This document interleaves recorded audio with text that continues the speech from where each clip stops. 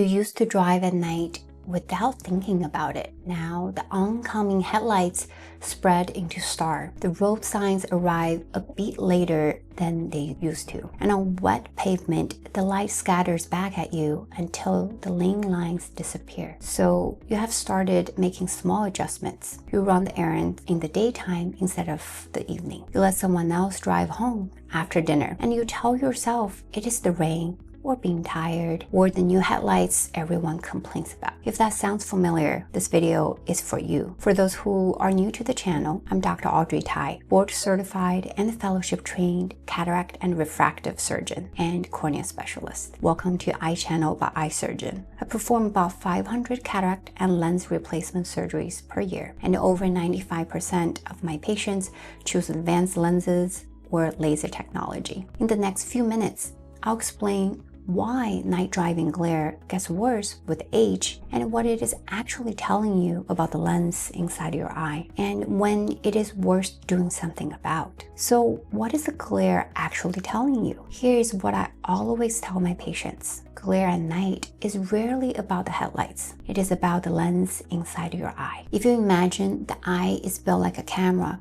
the natural lens inside it works like the lens of a camera. When you are young, the lens is perfectly clear and the light passes straight through it onto the retina to form a sharp image. Over time, the lens changes.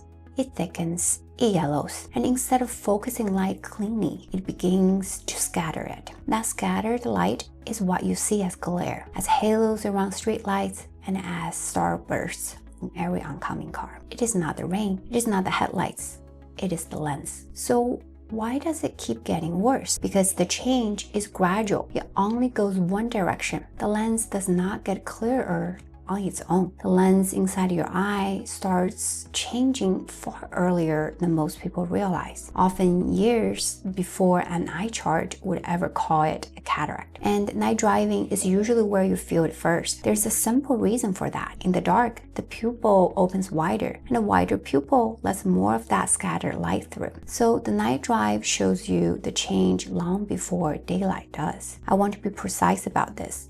Worsening night glares is not dangerous in itself, it is information. It is your eye telling you the lens is changing. What you do with that information, it's up to you. And this is the part most people get backward. They wait for their daytime vision to fail. They wait for that eye chart to say 20/40. But the eye chart is read in bright light with a small pupil and on high contrast wall. This is nothing like freeway at night. Your daytime number can look perfectly fine while your night vision quietly narrows your life. Not the chart, not the daylight. The night drive is the honest test. So when a patient tells me night driving is getting harder, I ask them about three things. First, glare. Are oncoming headlights smearing or starbursting in a way they did not a few years ago? Second, contrast. Are the road signs and the lane markings harder to pick out in low light? Third, recovery. After bright light passes, how long does it take you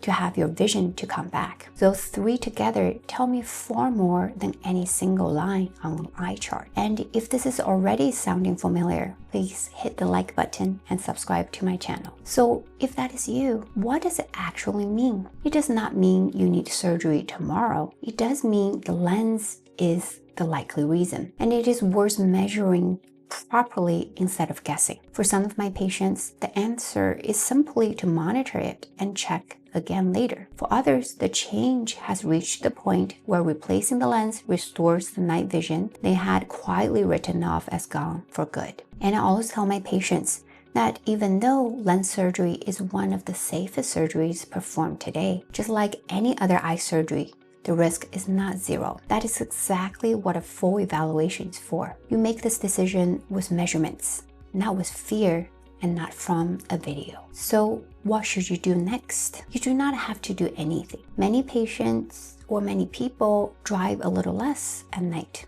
adjust around it, and make their peace with it. But if you are the kind of person who would rather understand a problem than work around it, the next step is to find out what is actually causing your night glare and whether your eyes are a candidate to fix it. I always tell my patients that vision is not only what you can read on the chart in daylight. It is whether you can still do the things your life is built around. Drive home after dinner. See the roads the way you used to. Decide for yourself when the sun goes down, instead of letting the dark decide for you. If your night driving has been getting harder and you have been explaining it away, that is worth a proper look. My team can help you arrange an evaluation, and the link is in the description. Let me know in the comments below. When did you first notice night driving getting harder, and what was the moment you realized it? I read the answers. If you learned something new today, please hit the like button and subscribe to my channel.